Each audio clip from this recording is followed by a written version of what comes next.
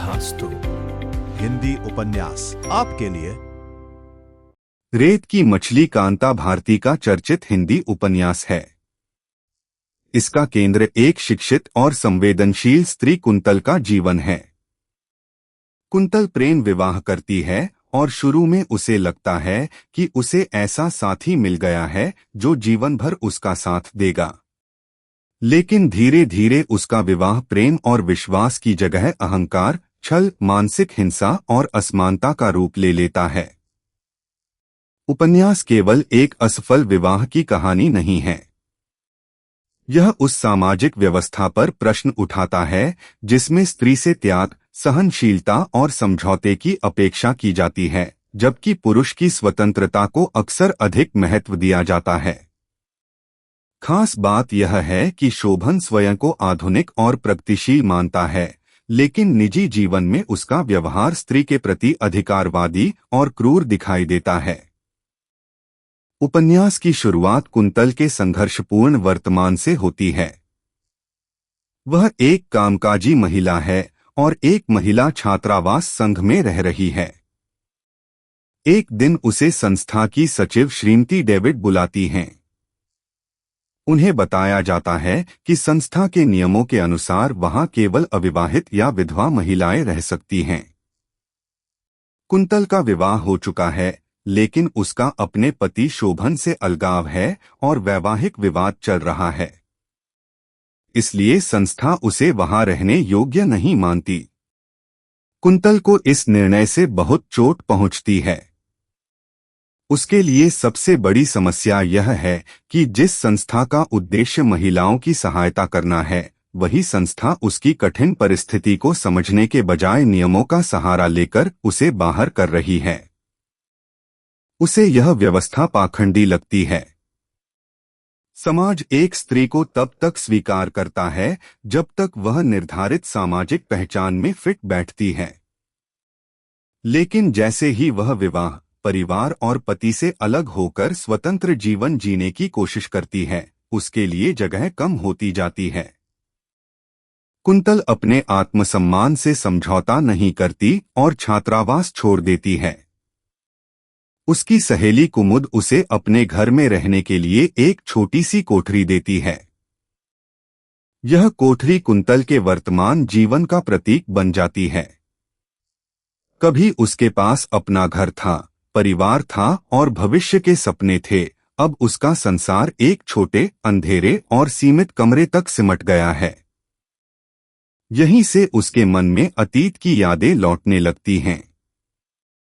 Quintal का मन उसे उसके पुराने जीवन में ले जाता है। वह इलाहाबाद के अतरसुया मोहल्ले के अपने पुराने घर को याद करती है, जिसे नीला मकान कहा जाता था। यह मकान उसके और शोभन के शुरुआती वैवाहिक जीवन का प्रतीक था। वहां प्रेम था, उत्साह था और भविष्य के सपने थे।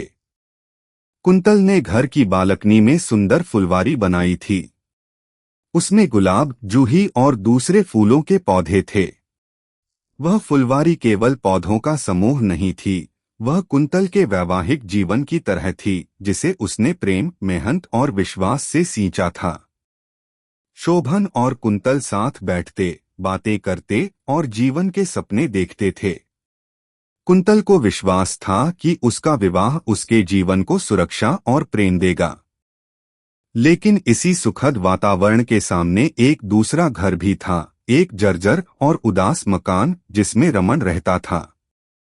रमन शोभन का पुराना मित्र था।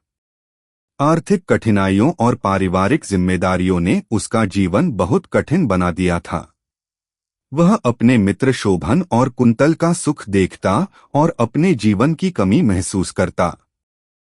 उसके भीतर धीरे धीरे ईर्ष्या और कुंठा पैदा होती है। वह अक्सर कुंतल के घर की ओर देखता रहता है। इस प्रकार उपन्यास में दो घरों का विरोध दिखाई देता है। एक ओर नीला मकान जो प्रेम और सुख का प्रतीक है, दूसरी ओर जर्जर मकान जो अभाव, अकेलेपन और कुंठा का प्रतीक है। कुंतल के जीवन में असली संकट तब गहराता है जब मीनल का प्रवेश होता है। शोभन एक लेखक और बुद्धिजीवी है। उसे अपनी प्रतिभा और आधुनिक विचारों पर बहुत गर्व है। वह स्वयं को सामान्य सामाजिक नियमों से ऊपर समझने लगता है। मीनल उसके व्यक्तित्व और बौद्धिक अहंकार को आकर्षित करती है। शोभन उसके प्रति भावनात्मक और शारीरिक रूप से आकर्षित होने लगता है। वह मीनल को विशेष नामों से पुकारता है। यह केवल आकर्षण नहीं है, यह संकेत है कि शोभन के मन में अपनी पत्नी कुंतल के स्थान पर किसी दूसरी स्त्री के लिए नया आकर्षण पैदा हो चुका है। इसी समय उपन्यास में जंगली कांटेदार लता का प्रतीक महत्वपूर्ण हो जाता है। कुंतल की फुलवारी में एक जंगली लता फैलने लगती है। वह धीरे धीरे सुंदर पौधों को जकड़ लेती है और उनकी जगह अपने कांटे फैला देती है। यह लता कुंतल के टूटते हुए विवाह का प्रतीक है। जिस तरह लता धीरे धीरे गुलाब और जूही को घेर लेती है, उसी तरह मीनल और शोभन का संबंध कुंतल के वैवाहिक जीवन में फैलता जाता है। कुंतल अपने विवाह को बचाने की कोशिश करती है, लेकिन समस्या केवल मीनल नहीं है। असली समस्या शोभन का बदलता हुआ दृष्टिकोण है। वह अपनी इच्छाओं को सही साबित करने के लिए दर्शन, स्वतंत्रता और आधुनिकता की भाषा का सहारा लेने लगता है। शोभन को साहित्यिक काम के लिए कलकत्ता जाना होता है। वह कुंतल को भी साथ ले जाता है। बाहर से देखने पर लगता है कि पति अपनी पत्नी को साथ लेकर यात्रा कर रहा है, लेकिन वास्तव में शोभन के मन में अपराध बोध और अपने व्यवहार को छिपाने की कोशिश दिखाई देती है। कलकत्ता पहुंचने के बाद उसका संबंध मीनल से और स्पष्ट हो जाता है। शोभन अपने साहित्यिक और बौद्धिक व्यक्तित्व को बहुत बड़ा मानता है। वह अपने आप को इतना प्रतिभाशाली समझता है कि उसे लगता है कि यदि वह यूरोप में पैदा हुआ होता तो उसे बहुत बड़ी पहचान मिलती। यहाँ उसका अहंकार अपने चरम पर दिखाई देता है।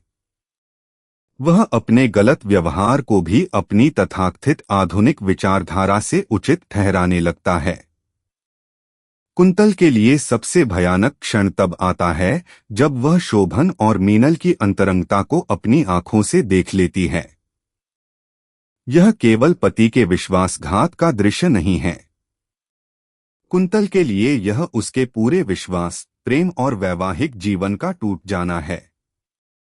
उसे उम्मीद होती है कि शोभन शर्मिंदा होगा, क्षमा मांगेगा या अपनी गलती स्वीकार करेगा।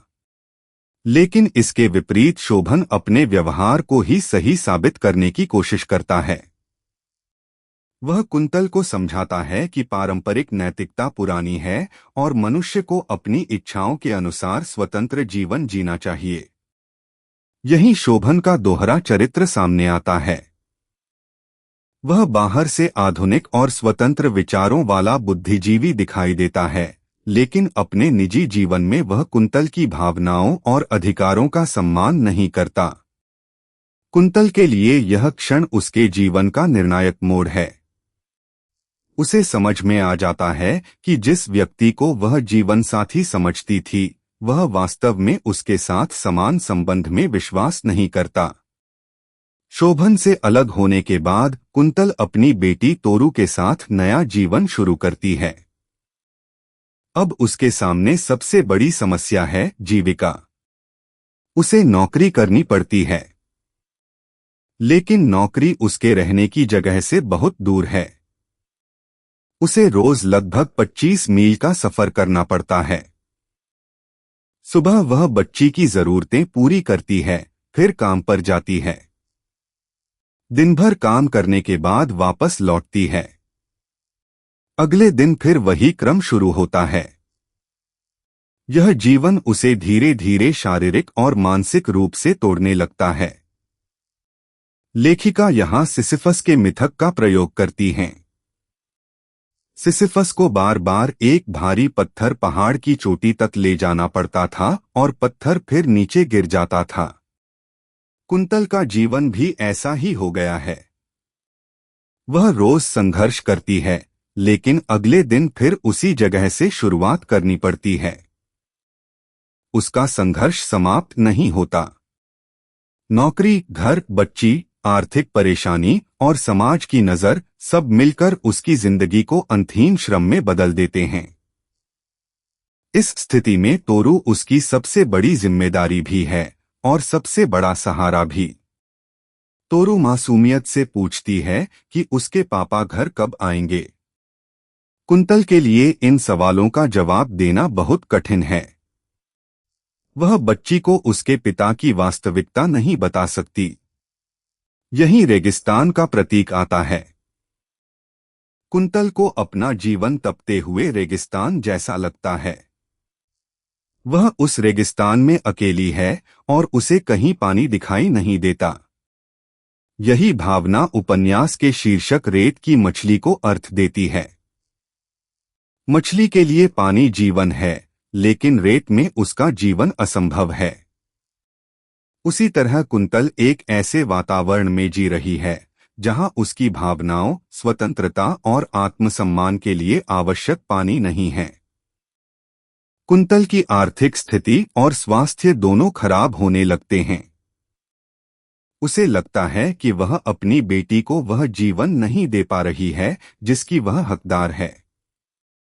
शोभन के पास पैसा और सामाजिक प्रतिष्ठा है, इसलिए कुंतल एक मां के रूप में सबसे कठिन निर्णय लेती है।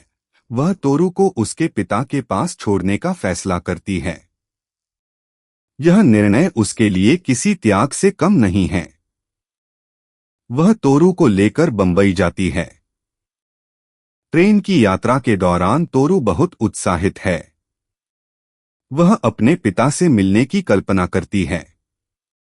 बच्ची को यह नहीं पता कि उसकी मां के भीतर क्या तूफान चल रहा है। कुंतल जानती है कि वह अपनी बेटी से अलग होने जा रही है। बंबई पहुंचने पर मध्यस्थ लोग कुंतल को समझाते हैं कि बच्ची का भविष्य पिता के पास अधिक सुरक्षित हो सकता है। मामला कानूनी रूप भी लेता है।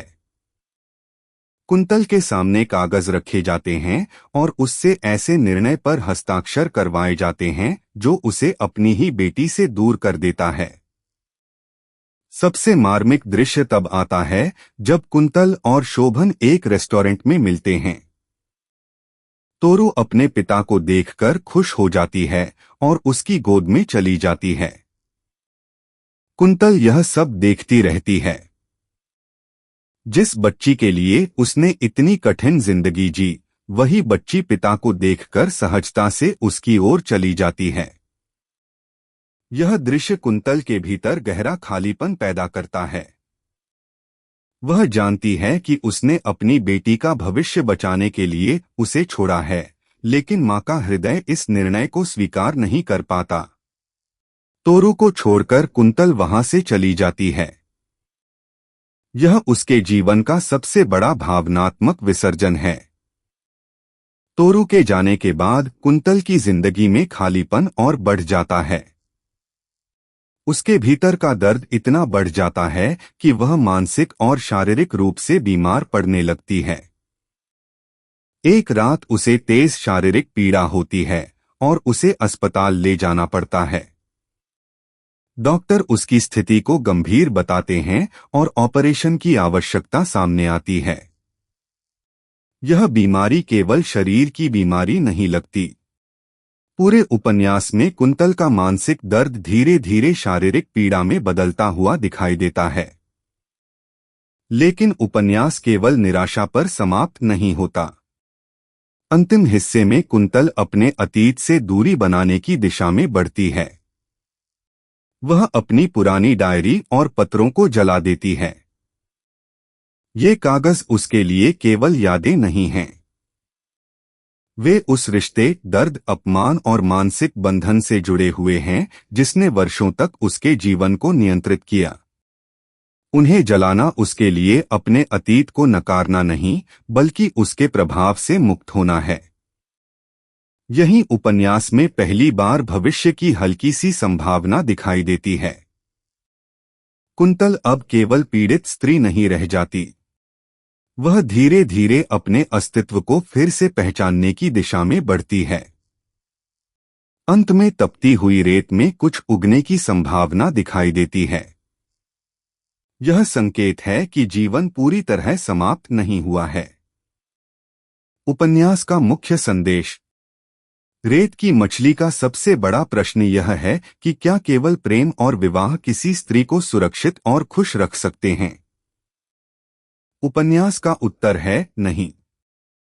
किसी भी संबंध में सम्मान, समानता और स्वतंत्रता आवश्यक हैं।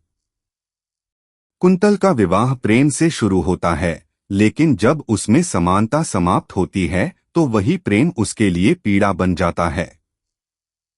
शोभन की सबसे बड़ी समस्या यह है कि वह स्वयं को आधुनिक मानता है, लेकिन कुंतल की स्वतंत्रता और भावनाओं को समान महत्व नहीं देता। इसलिए उपन्यास यह बताता है कि आधुनिक कपड़े, आधुनिक भाषा या आधुनिक विचारों की बातें करना पर्याप्त नहीं है। वास्तविक आधुनिकता व्यक्ति के व्यवहार में दिखाई देती है। कुंतल का संघर्ष केवल एक पत्नी का संघर्ष नहीं है। वह उस स्त्री का संघर्ष है जो अपने पैरों पर खड़ा होना चाहती है, लेकिन समाज उसे बार बार उसकी वैवाहिक स्थिति, मातृत्व और पुरुष से संबंध के आधार पर परिभाषित करता है। शीर्षक रेत की मछली का अर्थ। मछली का प्राकृतिक संसार पानी है। अगर मछली को पानी से निकालकर रेत में डाल दिया जाए तो वह जीवित रहने के लिए संघर्ष करेगी। कुंतल भी ऐसी ही स्थिति में है। उसके लिए प्रेम, सम्मान, सुरक्षा और आत्मनिर्भरता जीवन के पानी हैं। लेकिन उसका सामाजिक और वैवाहिक वातावरण उसे ऐसी रेत में धकेल देता है जहां उसके लिए सहज जीवन संभव नहीं है। इसलिए रेत की मछली केवल एक सुंदर शीर्षक नहीं, बल्कि पूरे उपन्यास का केंद्रीय प्रतीक है। निष्कर्ष। रेत की मछली मूलतः एक स्त्री के टूटने और फिर अपने अस्तित्व को पहचानने की कहानी है। कुंतल पहले प्रेम पर विश्वास करती है, फिर विवाह पर, फिर परिवार को बचाने की कोशिश करती है। जब ये सभी सहारे टूट जाते हैं, तब वह अकेली रह जाती है। उसकी सबसे बड़ी पीड़ा केवल पति का विश्वासघात नहीं, बल्कि यह है कि समाज उसकी परिस्थिति को समझने के बजाय बार बार उसे दोष और नियमों के बीच धकेलता है। फिर भी अंत में उसके भीतर एक नई संभावना पैदा होती है। इसलिए यह उपन्यास केवल दुख की कहानी नहीं है। यह भी बताता है कि मनुष्य बहुत गहरे दर्द के बाद भी अपने भीतर से नया जीवन खोज सकता है। कुंतल की यात्रा प्रेम से विवाह, विवाह से विश्वासघात, विश्वासघात से संघर्ष, संघर्ष से अकेलेपन और अंततः अकेलेपन से आत्म पहचान तक की यात्रा है। यही रेत की मछली को स्त्री अस्मिता, दाम्पत्य संबंध और सामाजिक पाखंड पर केंद्रित एक महत्वपूर्ण हिंदी उपन्यास बनाता है।